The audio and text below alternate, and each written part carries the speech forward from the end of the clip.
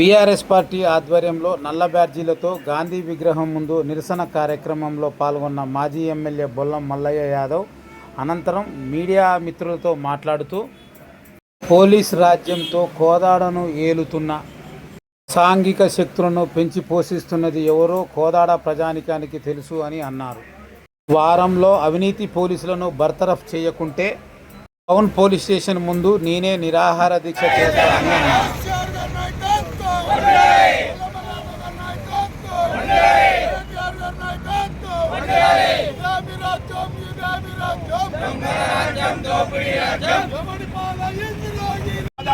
దొంగలకి దొంగ దొంగలకి దొంగ దొంగలకి దొంగ దొంగలకి దొంగ దొంగలకి దొంగ దొంగలకి దొంగ దొంగలకి దొంగ అధికారులు వెంటనే చర్యలు చేపట్టాలి. కోదాడులో పోలీసు రాజ్యాన్ని నడిపిస్తూ అవినీతిమయం చేస్తున్న దొంగ పోలీసుల మీద వెంటనే చర్యలు తీసుకోవాలని చెప్పేసి ఉన్నతాధికారులను డిమాండ్ చేస్తా ఉన్నాం. ఇదేమి రాజ్యం, ఇదేమి రాజ్యం, దంగల రాజ్యం, దొంగల రాజ్యం, ఇదేమి రాజ్యం, ఇదేమి రాజ్యం, ఇదేమి రాజ్యం, ఇదేమి రాజ్యం, ఇదేమి రాజ్యం, ఇదేమి రాజ్యం, ఇదేమి రాజ్యం, ఇదేమి రాజ్యం, ఇదేమి రాజ్యం, ఇదేమి రాజ్యం, ఇదేమి రాజ్యం, ఇదేమి రాజ్యం, ఇదేమి రాజ్యం, ఇదేమి రాజ్యం, ఇదేమి రాజ్యం, ఇదేమి రాజ్యం, దోపిడి దొంగల్ని, దోపిడి దొంగల్ని, పోలీసు దోపిడి దొంగల్ని, పోలీసు దోపిడి దొంగల్ని, పోలీసు దోపిడి దొంగల్ని, దొంగలకి దొంగ పోలీస్, దొంగలకి దొంగ పోలీస్.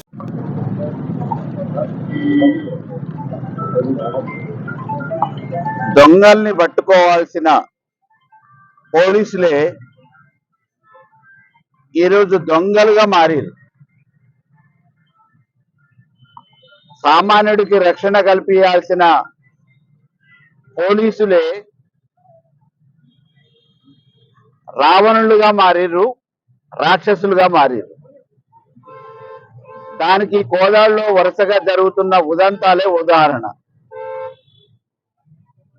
రైతులు పాపం ఎండాకాలంలో గేదెలు వదిలిపెడితే దొంగలు వచ్చి దుబ్బుకపోతే పోలీస్ స్టేషన్లలో ఫిర్యాదు చేస్తే పట్టుకున్న దొంగ దగ్గర పైసలు వసూలు చేసుకుని లక్షలు లక్షలు మధ్యవర్తుల ద్వారా జేబులు నింపుకొని ఇవాళ రైతులకు ఎగరామం పెట్టారు. ఆఖరికి కోర్టులో కేసులు కూడా పెట్టకుండా తప్పించుకునే ప్రయత్నం చేస్తే పెండింగ్ కేసుల కింద కొత్త వచ్చిన సబ్ ఇన్స్పెక్టర్లు రిమాండ్ చేశారు. అప్పుడు కానీ వాళ్ళ భాగోతం బయటపడ్డది. దళారులను పెట్టుకొని ఈరోజు దొంగల దగ్గర కూడా దొంగతనం చేస్తున్న పోలీసు వాళ్ళ మీద ఈ ప్రభుత్వం కానీ పై అధికారులు కానీ ఎందుకు చర్యలు తీసుకోవట్లేదు? తిలా పాపం తలా పిరికడ అనే విధంగా ఈ కోదాడులో జరుగుతున్న హత్యల వెనుక, దొంగతనాల వెనుక, మోసాల వెనుక, అసాంఘిక కార్యక్రమాల వెనుక తిలా పాపం తలా పిరికెడన్నట్టు ప్రజాప్రతినిధులకి వాటాలు పంచడానికి పోలీసు వాళ్ళు దొంగల అవతారం ఎత్తి దళారులని మధ్యవర్తులుగా పెట్టి దొంగతనాల్ని, నేరాలని ప్రోత్సహిస్తూ ఈరోజు అరాచక శక్తులకి అండగా పోలీసు యంత్రాంగం ఉండి కోదాడిని అసాంఘిక కార్యక్రమాలకు నిలయంగా, కేంద్రంగా తయారు చేసిన ఘనత పద్మావతి రెడ్డి గారిది. ఉత్తమ్ కుమార్ రెడ్డి ఉన్నప్పుడు క్లబ్బులు నడిపిండు. శాండ్, ల్యాండ్, వైను, మైను అన్ని నడిచినాయి అసాంఘిక కార్యక్రమాలు. మళ్ళీ పద్మావతి రెడ్డి వచ్చిన తర్వాత నెలవారీ మామూళ్ళ కోసం అడవులకు మడుగులు వస్తే పోలీసు బాసుల్ని తీసుకొని వచ్చి యూనిఫామ్ వేసి ఈరోజు రౌడీ రాజ్యం నడిపిస్తా ఉంది ఈ కోదాడులో.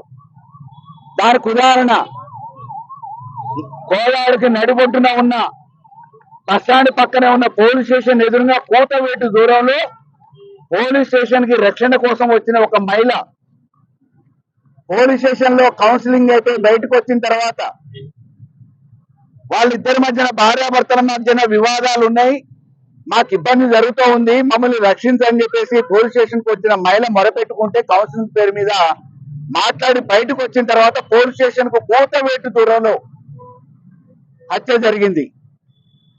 ఇంతవరకు దాని గురించి నోరు మెదపట్లే, పోలీసు వాళ్ళు పై అధికారులు పట్టించుకోవట్లే. ఏ నేరం చేసినా చేతులు తడిపితే చాలు, జేబులు నింపితే చాలు, అది అక్కడికి పరిసమాప్తం అయిపోతుందనే పరిస్థితి ఈ రోజు కోదాడులో ఉన్న పోలీసు యంత్రాంగం చేస్తుంది. కల్లరాయేషు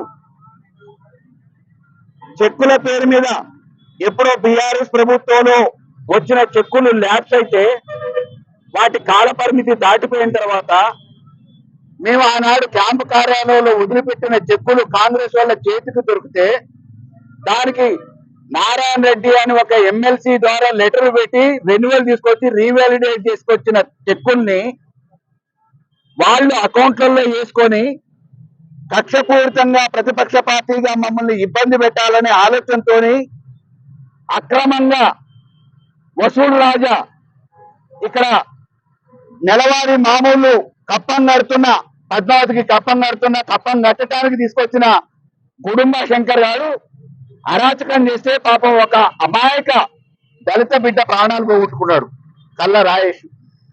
ఇంతవరకు ఆ పోలీసు అధికారుల మీద, పోలీసు వాళ్ళ మీద చర్యలు లేవు. ఆ కేసుని తారుమారు చేయడానికి అనేక రకమైన ముప్పు తిప్పలు పడ్డారు. ఫోరెన్సిక్ ల్యాబ్ తో సహా అన్ని ఫోర్జరీలు చేసారు. మందకృష్ణ మాదిక్ గారు వెలుగులో తీసుకొచ్చారు, హ్యూమన్ రైట్స్ చెప్పారు. అయినా గాని ఈ ప్రభుత్వానికి చీమ కుట్టినట్టు కూడా లేదు. దారి దోపిడీ దొంగల కంటే ఘోరంగా గంజాయి నెపంతో గంజాయిని ప్రోత్సహిస్తుంది, నడిపిస్తుంది ఈ టౌన్ ఇన్స్పెక్టర్ శివశంకర్, గుడుంబ శివశంకరు. దొంగల పేరు మీద అప్పుడో ఇప్పుడో తీసుకురావాలి, అందులో మళ్ళీ డబ్బులు ఇచ్చిన వాళ్ళని తప్పియాలి. నిన్న కాక మొన్న 3 రోజుల క్రితం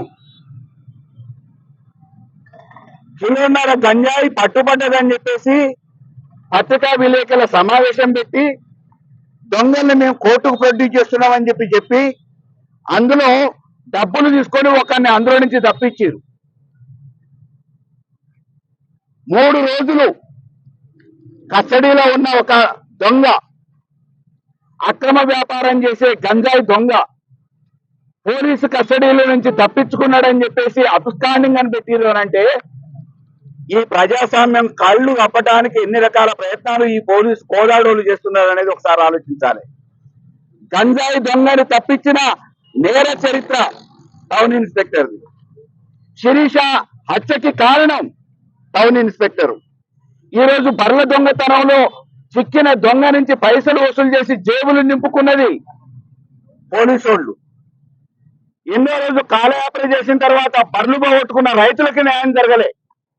ఇవాళ వడ్డీ వ్యాపారాల పేరు మీద అనేక రకమైన వాళ్ళు ఎగవతదారులకి ఈ కోదాడు పోలీసు అండగా ఉండి అమాయకమైన ప్రజల్ని నడి రోడ్డు మీద వదిలేస్తున్నారు.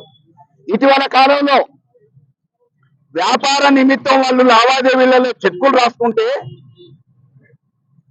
పోలీస్ స్టేషన్ లో సివిల్ పంచాయతీని పరిష్కరించడానికి టౌన్ ఇన్స్పెక్టర్ దళారుని పెట్టి వాళ్ళని పిలిపించి వాళ్ళు ఈయన చెప్పినట్టు వినకపోతే పోలీస్ స్టేషన్ లో అక్రమంగా దొంగ కేసులు కట్టి వాళ్ళని ఇబ్బంది పెట్టే ప్రయత్నం చేస్తే అది ఎస్పీ గారి దృష్టికి తీసుకుపోయినా ఇంతవరకు కనీసం పరిష్కారం లేదు. వాళ్ళకి న్యాయం జరగలేదు. తప్పనిసరి పరిస్థితుల్లో ఈ రోజు న్యాయస్థానాన్ని ఆశ్రయించారు. ఈ రోజు కోదాడులో అన్ని పోలీస్ స్టేషన్లలో అవినీతికి అడ్డగా మారినాయి. ఇక్కడ పనిచేసే అధికారులు వసూలు రాజ్యాలుగా మారారు.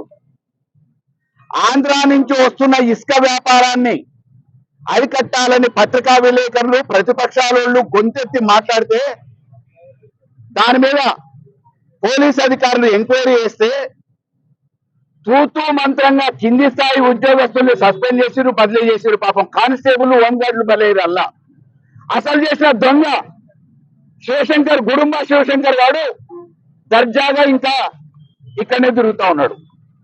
అసలు దొంగతనం చేసింది, మామూలు తీసుకుంది ఆంధ్ర వాళ్ళ దగ్గర ఇసుకకు అమ్ముడు పోయింది, పైసలు సంపాదించింది టౌన్ ఇన్స్పెక్టర్ అయితే దానికి ఎవరిని బలి చేసారు? అధికారులు, ఉన్నతాధికారులు విచారణ పేరు మీద సామాన్య స్థాయి, కింది స్థాయి ఉద్యోగస్తుల్ని, కానిస్టేబుల్ని, హోంగార్డులని బదిలీల పేరు మీద, సస్పెన్షన్ పేరు మీద బదిలీ చేసింది. ఈ రోజు జరుగుతున్న అన్ని అకృత్యాలు పట్టపగులే. కూల్ డ్రింకులు కాకుండా దొంగతనాలు చేస్తున్నారు.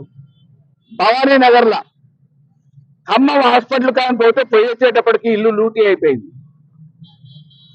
ఎక్కడెక్కడి నుంచో వచ్చి తాళాలున్న ఇళ్లకి దొంగతనాలు జరుగుతూ ఉంటే దొంగల గురించి పట్టించుకునే పరిస్థితి లేదు. ఆ దొంగల దగ్గర రికవరీ అనే పేరు మీద తీసుకొని వచ్చి పైసలు వసూలు చేసి కేసులు కట్టకుండా, అసలైన ఇంటి వాళ్ళకి న్యాయం జరగకుండా దొంగలుగా మారింది ఇవాళ పోలీసు యంత్రాంగం.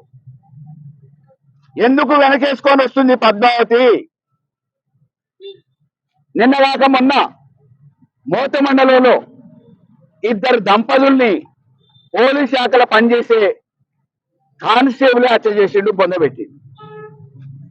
ఇవాళ వరకు వీటన్నిటికీ గురయ్యేది ఎవరు? మోత మండలంలో దళితులు, గిరిజనులు చచ్చిపోయారు. ఇక్కడ లాకప్ డెత్తులో, చెక్కుల పేరు మీద లాకప్ డెత్తులో చచ్చిపోయింది ఒక దళితుడు. ఇక్కడ కౌన్సిలింగ్ పేరు మీద వచ్చి బాధపడ్డది, హత్యకు గురైంది ఒక బలహీన వర్గాల ఆడబిడ్డ. నిన్న మొన్న పోలీస్ స్టేషన్ లో సెటిల్మెంట్ల పేరు మీద పిలిస్తే వినకపోతే అక్రమంగా కేసులు కట్టింది ఎవరి మీద? బలహీన వర్గాల మీద. ఏ రోజుకు ఆ రోజు పోలీస్ స్టేషన్లలో సెటిల్మెంట్లు జరుగుతూ ఉన్నాయి. ఎవరన్నా పోతే నువ్వు ఎమ్మెల్యే సిఫార్సు తీసుకొచ్చినవా, ఎమ్మెల్యే ఫోన్ చేపిస్తే నీకు అది న్యాయమైనా అన్యాయమైనా నీకు న్యాయం జరుగుతుంది. ఎమ్మెల్యేతో ఫోన్ చేపిస్తేనే స్టేషన్లకు రావాలని చెప్తా ఉన్నారు. అరే ఇక్కడ న్యాయమా అన్యాయమా అనేది ఆలోచిస్తారు. కానీ కోదాడు పోలీస్ స్టేషన్ లో పోలీస్ అధికారుల దగ్గరికి ఎవరి దగ్గరికి పోవాలన్నా నువ్వు ఏ పార్టీ, ఏ కులం అని చెప్పి అడుగుతున్నారు. మరి ఇక్కడ ఏమైనా ప్రత్యేక రాజ్యాంగం ఉందా? ఇస్తా రాజ్యాంగం మామూలు కోసం, పాపం సొమ్ము కోసం ఆశపడి ఉండొచ్చు. కానీ ఈ పోలీసు డిపార్ట్మెంటే ఫ్రెండ్లీ పోలీస్ అంటున్నారు. ఎక్కడైనా కాంప్లైంట్ ఉంటే ఇంటికి పోయి మేము కాంప్లైంట్ తీసుకుంటామని చెప్తున్నారు. హడావుడిగా ఆ రోజు మాత్రం ప్రవేశపెట్టినప్పుడు మాత్రమే కేసులు నమోదవుతున్నాయి. ప్రజాపాలన పేరు మీద ప్రభుత్వం చేసే కార్యక్రమాలల్లా రక్షణ కోసం యువకులు ప్రమాదాలకు గురి కాకుండా హెల్మెట్ ధరించాలని చెప్పేసి ర్యాలీలు తీస్తే, గంజాయిలో పట్టుబడ్డ బండి మీద స్వతహాగా ఈ కోలార్ టౌన్ లో పనిచేసే గుడుంబ శంకరు డ్రైవ్ చేసుకుంటే హెల్మెట్ లేకుండా పోతాడు. అసలు ఆ కార్యక్రమమే భద్రత కోసం, యువకులకి భద్రత రక్షణ కల్పించడానికి హెల్మెట్ పెట్టుకొని పోవాలని చెప్పేసి వారాంతపు కార్యక్రమాలు ప్రభుత్వం చేస్తుంటే, ఆ ప్రభుత్వ కార్యక్రమాన్ని కూడా అవహేళన చేసే విధంగా గంజాయిలో పట్టుబడ్డ బండి మీద హెల్మెట్ లేకుండా ఒక బాధ్యత కలిగినోడు వాహనాన్ని నడిపితే వార్తా పేపర్లలో వస్తే కూడా స్పందన లేదు. మరి అధికారుల చేతులు ఎవరు కట్టేస్తున్నారు? ఇటువంటి దుర్మార్గుణ్ణి, అవినీతి పరుణ్ణి, హత్యాకోరుని, దివాలాకోరుని వెనకేసుకొని రావటానికి పద్మావతికి ఉన్న అభిప్రాయం ఏంది, అభిమానం ఏంది? ఇటువంటి లంచగొండిని, దుర్మార్గుణ్ణి, హింసని, అక్రమ వ్యాపారాన్ని ప్రోత్సహించేటోన్ని పోలీసు డిపార్ట్మెంట్ లో శాశ్వతంగా రిమూవ్ చేయాల్సిన బాధ్యత ఉన్న డిపార్ట్మెంట్ కానీ, ఇక్కడ కోదాడు ప్రజల మీద అనునిత్యం జరుగుతున్న ఇబ్బందులను దృష్టిలో పెట్టుకొని ఒక ప్రజాప్రతినిధిగా, ఇక్కడ స్థానిక శాసనసభ్యురాలుగా స్పందించాల్సిన పద్మావతి రెడ్డి వెనకేసుకొని రావడానికి కారణం ఏందో ఒకసారి బహిరంగంగా ప్రజలకు చెప్పాలి. ఇదే సెంటర్లో అధికారం ఉంది కదా అని చెప్పేసి అడుగులకు అడుగులెత్తే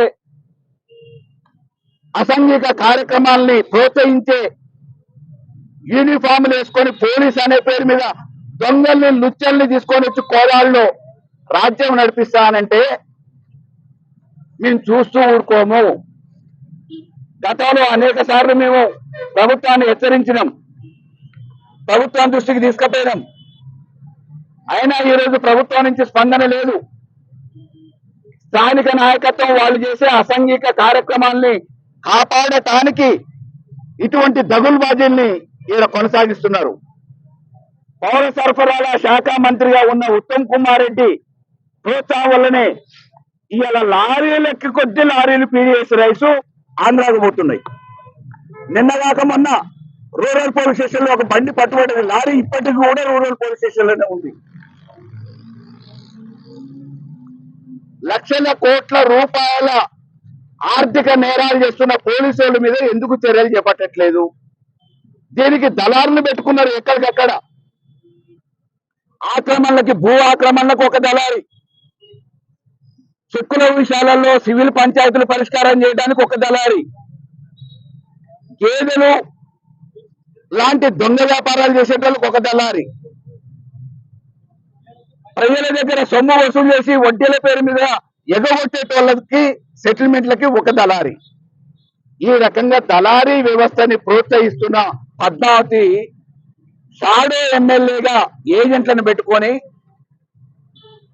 పోలీసు వ్యవస్థకి కలంకం తీసుకొచ్చే విధంగా ఈరోజు కోదాడు పట్టణ ప్రజలకు కానీ, నియోజకవర్గ ప్రజలకు కానీ రక్షణ లేకుండా వ్యవహరిస్తున్న ఈ పోలీసుల మీద చర్యలు ఎందుకు తీసుకోవట్లేదు, ఎందుకు వెనకేసుకొని వస్తుంది? ఇందులో నెలవారీగా పద్మావతి రెడ్డి కొడుతున్న కమిషన్లు ఎంత? హత్యా నేరంలో, హత్యా సంఘటనలో రూరల్ సిఐని సస్పెండ్ చేస్తే ఇవాళ పోలీస్ డిపార్ట్మెంట్ లో ఇంతమంది అధికారులు ఉన్న తర్వాత కూడా దాదాపు 1 సంవత్సరం కావస్తా ఉంది. ఒక ఇన్స్పెక్టర్ ని నియామకం చేయలేకపోతుంది ఈ ప్రభుత్వం. పద్మావతి రెడ్డి గారు డబ్బులు ఇచ్చేటోళ్ళు ఎవరు, వసూలు చేసేటోళ్ళు ఎవరు, అక్రమ వ్యాపారాలు చేసేటోళ్ళు ఎవరు, నాకు నెల చేతి నిండా డబ్బులు ఇచ్చేటోళ్ళు ఎవరా అని చెప్పి దోలాడుతుంది. దానికి దొరకట్లే. అందుకే ఇవాళ రూరల్ పోలీస్ స్టేషన్ లో నెలల నుంచి ఇన్స్పెక్టర్, సర్కిల్ ఇన్స్పెక్టర్ పోస్ట్ ఖాళీగా ఉంది. ఎవరైతే అడుగులకు మడుగులు ఎత్తుతారో, ఎవరైతే పైసలు కమిషన్లు ఇస్తారో వాళ్ళని మాత్రమే ఈయన రిక్రూట్మెంట్ చేసుకొని ప్రజల మీద లేనిపోని అభండాలతో పాటు విస్తృతమైన అసాంఘికంగా, అనైతికంగా దాడులు చేయడానికి పోలీసులు ఇవాళ ఫ్రెండ్లీ పోలీస్ అనేది రాష్ట్రంలో ఎలా పడుతుందో కోదాల్లో ఒకసారి ఎస్పీ వచ్చి చూడాలి. ఇవాళ వచ్చిపోయిండు, మరి ఏం చేసిండో తెలియదు.